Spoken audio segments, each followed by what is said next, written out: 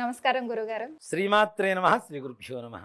గురుగారు, విశ్వావసు నామ సంవత్సరంలో మిథున రాశి వారికి ఎలా ఉండబోతుంది? నాన్న, మిథున రాశి వారికి ఈ సంవత్సరం కూడా ఉన్నత కాలంగా చెప్పుకోవచ్చు.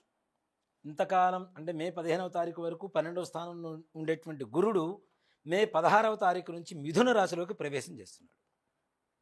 ఈ మిథున రాశిలో ప్రవేశం ఎప్పుడైతే జరుగుతుందో అన్ని శుభయోగాలు జరుగుతాయి. ముఖ్యంగా గురుడు అంటే గురుగ్రహం అనేటువంటిది నవగ్రహాలలో ప్రిన్సిపల్ లాంటిది. మిగిలిన గ్రహాలన్నీ కూడా లెక్చరర్స్ అంతా ఎవరి మాట వింటారు? ప్రిన్సిపల్ మాట వింటారు కదా. కాబట్టి గురుగ్రహ అనుగ్రహం ఎప్పుడైతే కలుగుతుందో ఈ రాశిలో అనుకున్న పనులు వాళ్ళు ఊహించిన దానికంటే ఉన్నతంగా ఇంకా ముందుగా సిద్ధమై చక్కగా, అంటే మనం వంట వండి ఎట్లయితే పళ్ళెంలో వడ్డిస్తూ ఉంటామో అదేవిధంగా మన ముందుకు అన్నీ సిద్ధమై మన ముందుకు వస్తాయని చెప్పడంలో ఏమాత్రం కూడా సందేహం లేదు మిథున రాశి వారికి. అంతేకాకుండా ఈ సంవత్సరం విద్యార్థులలో ఈ గురుగ్రహ ప్రభావం చేత అనుకున్న పనులన్నీ కూడా సకాలంలో పూర్తవుతాయి. అన్నీ వడ్డించినటువంటి విస్తరి ఎలా ఉంటుందో ఈ మిథున రాశి వారి జాతకం కూడా ఈ సంవత్సరంలో అలానే ఉండబోతుంది. ఈ పరంగా చూసుకుంటే నాన్న, ఆదాయం 14, వీరికి ఖర్చు 2, రాజ్యపూజ్యం 4, అవమానం 2. సో అన్నీ ఉన్నతంగానే ఉన్నాయి వీళ్ళు అనుకున్న దానికి. ముఖ్యంగా ఇన్ని రోజుల నుంచి లేనటువంటి మానసిక ప్రశాంతత అధికంగా వాళ్ళు కావాల్సినంత, అంటే అన్ని పనులు జరుగుతున్నప్పుడు మానసిక ప్రశాంతత ఉంటుంది కదా, అలాంటి ప్రశాంతత పరిపూర్ణంగా పొందేటువంటి పరిస్థితి కూడా మిథున రాశి వారికి కలుగుతూ ఉంటుంది. అలాగే గృహయోగాలు ఏవైతే ఇల్లు కొనుక్కోవాలి చేయాలి అనుకున్నటువంటి వారికి కూడా తప్పనిసరిగా అతి తొందరలో, అది కూడాను జూన్ మాసం లోపల ప్రయత్నం చేయండి.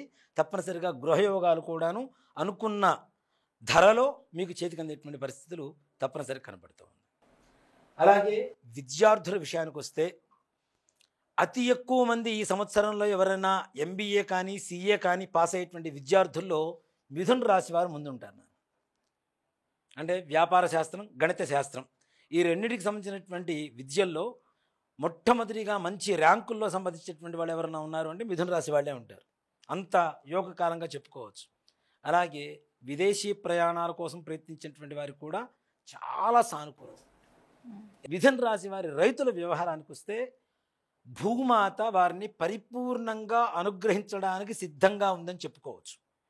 అంటే భూమాత వాళ్ళు భూమిపుత్రులు కదా, వాళ్ళని అమ్మవారు భూమాత తప్పనిసరిగా మనస్ఫూర్తిగా ఆశీర్వదించి వాళ్ళకి కావలసినటువంటి ధనాన్ని చేతికిందేలాగా చేస్తూ, పెట్టుబడి కావలసినటువంటి ధనం చేతికందుతుంటుంది. అలాగే తద్వారా లాభయోగాలు కూడా అలానే కనబడుతూ ఉన్నాయి మిథున రాశి వారికి.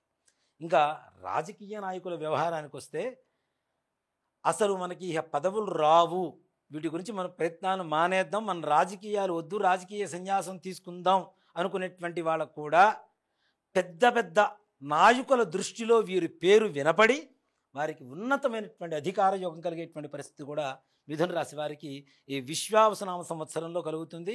అంతేకాకుండా పెద్ద పెద్ద వాళ్ళ పరిచయాలు, ప్రజా ఆదరణ, ప్రేమాభిమానాలు వీరు తెచ్చుకోవటం, అలాగే ఉన్నతమైనటువంటి యోగం, అధికార యోగం, అంటే విజయం తథ్యం అనేటువంటిది తప్పనిసరిగా రాబోయేటువంటి ఎన్నికలు కూడా ఉన్నాయి, మున్సిపాలిటీ ఎన్నికలు.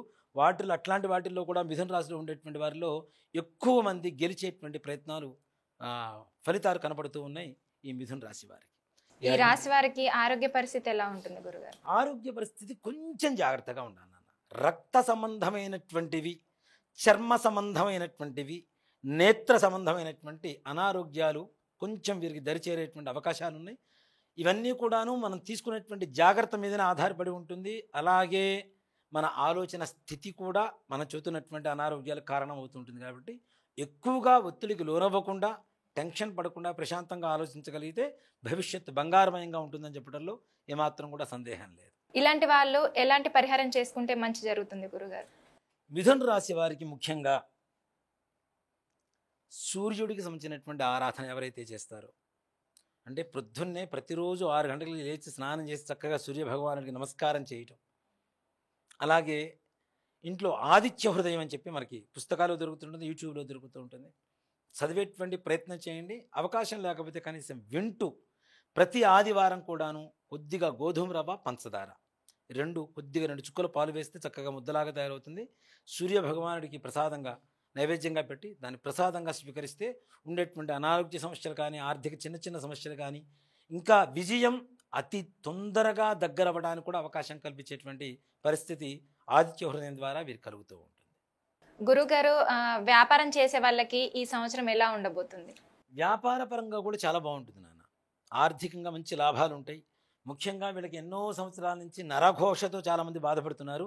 అలాంటి ఘోషలు కూడా వెళ్ళిపోయి ప్రశాంతమైనటువంటి పరిస్థితిలో వ్యాపారం చేసుకునేటువంటి పరిస్థితి కనబడుతుంది. అలాగే సినిమా రంగం వారికి, మీడియా రంగం వారికి కూడా విశేషమైనటువంటి యోగం కలుగుతుంది. కొత్త కొత్త అవకాశాలు వస్తాయి. మంచి అంటే అవకాశం రావడం అనేది ఒకటైతే దాన్ని సద్వినియోగపరచుకోవడం అనేది ఇంకొక రకమైనటువంటి పరిస్థితి ఉంటుంది. కాబట్టి అలాంటి సద్వినియోగపరచుకునేటువంటి మంచి మంచి అవకాశాలు, వారిని వారు ప్రూవ్ చేసుకునేటువంటి మంచి అవకాశాలు తప్పనిసరిగా కలుగుతాయి. జీతాలు పెంపుదల ఉంటుంది. అలాగే ప్రభుత్వ ప్రైవేటు పరమైనటువంటి ఉద్యోగస్తులకు కూడా తప్పనిసరిగా ప్రమోషన్స్ ఉంటాయి. చుట్టుపక్కల ఉండేటువంటి మిత్రులు ఎవరైతే ఉంటారో వారి సహాయ సహకారాలతో ఉన్నతమైనటువంటి అధికారులు దృష్టిలో పట్టడం, ప్రమోషన్స్ రావడం, అలాగే శత్రువులు ఎవరైతే ఉన్నారో వారు కూడా మిత్రులుగా అయ్యేటువంటి సంపూర్ణ అవకాశాలు కూడా కనపడుతూ ఉన్నాయి వీరికి.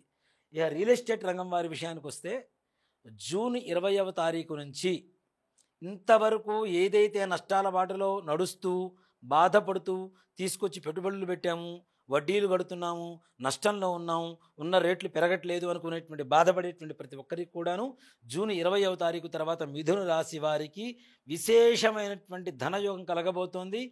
వీరు పెట్టినటువంటి పెట్టుబడికి, వడ్డీలకి, ఖర్చులకి మించి 2 రెట్లు ఆదాయం పెరిగి ఆర్థికంగా స్థిరపడి సరికొత్త ప్రాజెక్టులు మరలా ప్రారంభిస్తూ దాంట్లో కూడాను లాభాల బాటలో నడిచేటువంటి పరిస్థితి తప్పనిసరిగా కనబడుతుంది మిథున రాశి వారికి.